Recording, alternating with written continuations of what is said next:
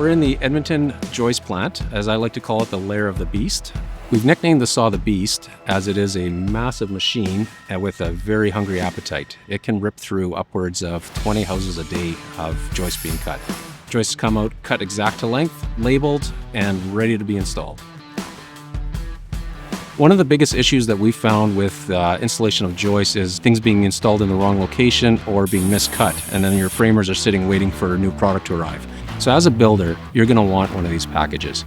Your framers are installing things quicker and more accurately. You're not having misinstallations or miscuts because everything is labeled.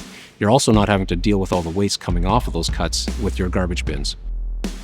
When I talk about waste, it's always a joy to show how little waste we have on a 60-foot long joist.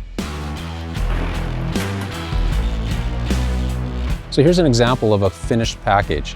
The first thing you'll notice is a nice clean square edge. At Star, you get a square cut on both ends every time.